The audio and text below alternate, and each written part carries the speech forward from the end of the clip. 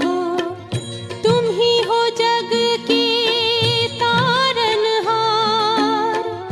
ओ बाबा तुम मात पिता हो, तुम ही हो जग के तारनहार। दुख हरता तुम सुख करता हो, गुणों के भंडार। हम सब बच्चे गाते हैं तेरी, हम सब बच्चे गाते हैं तेरी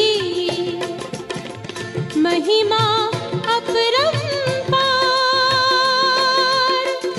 उड़ जा प्यारे वतन में, नीले अंबर के उस पार, नीले अंबर के उस पार। पंछी रे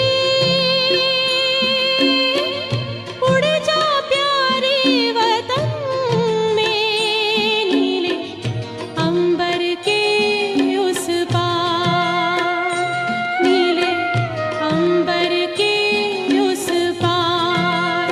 हो नीले अंबर के उस पार, नीले।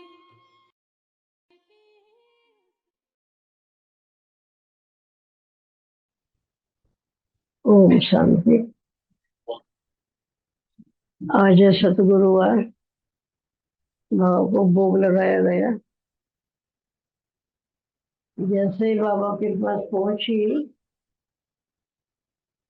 बाबा तो बच्चों को बहुत ही आदर देते हैं, सम्मान भी करते हैं, इतना प्यार करते हैं बाबा। जब ये वो सीन देखते हैं तो एकदम गायब भी हो जाते हैं, घायल भी हो जाते हैं। क्या संगम में देखो बच्चों का भाग्य है, भगवान मिला, भगवान का प्यार भी मिला, भगवान का परिवार भी मिला। क्या नहीं मिला वो बताओ। तो जैसे बाबा के पास गई तो बाबा ने कहा कि आइए यहाँ बैठो। कई पंछियों को बिठाया बाबा ने, ये कहा कि आज तो मैं ब्राह्मणों का पेपर ले रहा हूँ। मैंने भी सोचा पता नहीं पेपर में कौन सा प्रश्न होगा आज। तो बाबा ने कहा कि आज मैं सभी स्थानों के सभी बच्चों के मनसा वाचा कर्मणा की प्यूरिटी को चेक करता हूँ, क्योंकि प्यूरिटी दिना दिन थोड़ी नीचे जा रही है। और वो भी मनसा वाचा कर्मणा, तीनों ही रूपों से मैं देख रहा हूँ। बाबा ने कहा क्योंकि मुझे स्थापना के कार्य में चाहिए प्योर बच्चे। सत्य में भी सभी प्योरिटी का ही स्थान होगा। जो बच्चे यहाँ मन वचन कर्म से पवित्र है और पवित्रता को अपनाते हैं, उन्हीं बच्चों को स्थान पहले मिलता है। तो बाबा ने कहा कि बच्चे सुना अब क्या कह रहा है।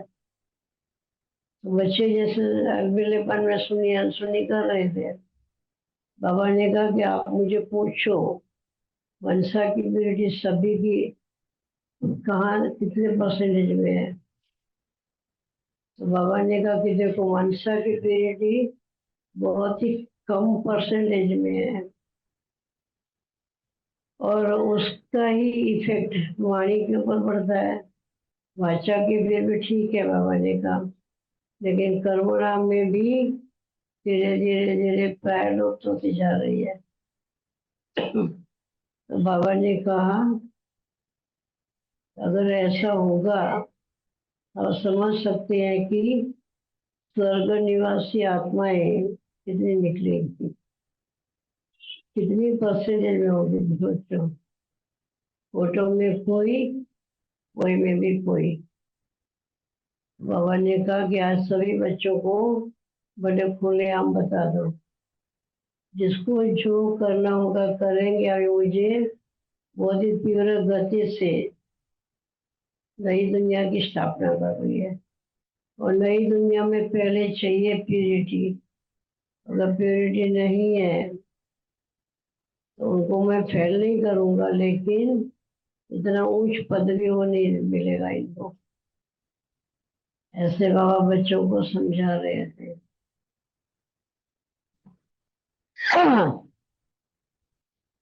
समझाते समझाते बाबा बच्चों को दृष्टि दे रहे थे कि बच्चे क्या सोचा, पहले तो मन को तो पावन बनाओ। बच्चे देखने लगे बाबा को, तो बाबा ने कहा देखते भले हो, लेकिन आप देखते हुए भी एक बाप को देखो, उनको याद करो। याद से ही मन वचन कर्म पवित्र बनेगा। तो याद की यात्रा का विचार देखा, वो विचार बहुत कम दिखाई दिया बाबा को। बाबा ने कहा याद और प्योरिटी कनेक्टेड है।